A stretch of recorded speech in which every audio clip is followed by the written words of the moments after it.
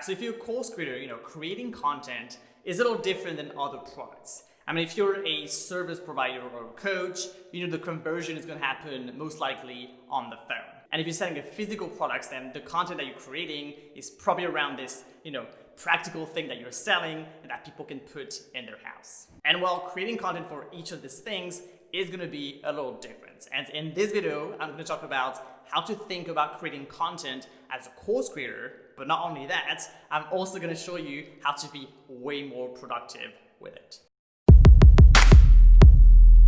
Okay, so first of all, what kind of content to create in the context of selling digital courses? Well, first of all, remember that when you're selling a course, you're selling a transformation. You're selling a result, whether that's a life transformation, or that's a physical transformation, or business growth, career development, or just overcoming some challenges these people have.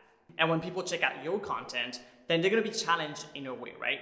Like they don't know you yet. So they don't know if they can trust you. They don't know if this can really happen for them. And they don't really know if you're the person that's going to be able to help them. And again, they don't know you, so you haven't built the trust, the authority that it takes to convert them into a buying student. And so before that, your job when you're creating content is to anticipate those objections. Is to address them before they really even come up and before you're asking for the sale.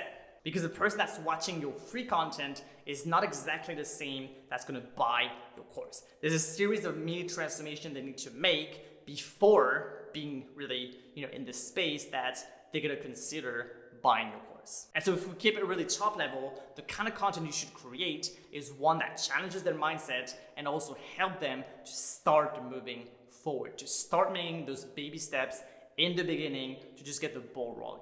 So the best way for you to get content like this is to map out this mini transformation and these different stages they're going to go through before being in a space that they'll buy your course. So from where they're at to where they kind of need to be, what are those mini transformations? Then after that, what you can do is to break it down into the what, the why, and the how to. Number 2 is batch and repurpose.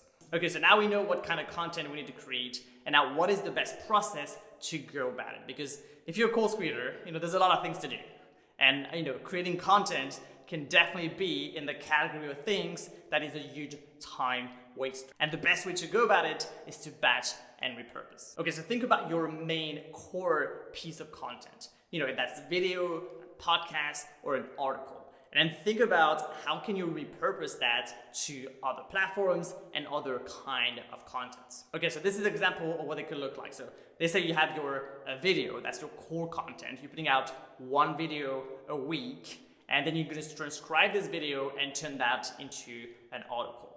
And you can also just extract the sound of this video and make it into a podcast. And then you can just take short clips of this video and use that for social media. There are many possibilities, but that just starts with that one core flagship kind of content that you create. And now that you know this, you might script this one video a little differently, knowing it's going to be repurposed in this different kind of content later. And that's to just batch produce this one core piece of content. There's going to be a bit of a momentum when you start creating content. And so if you can batch it, then the video is going to be better and better, and it's going to be a huge time saver.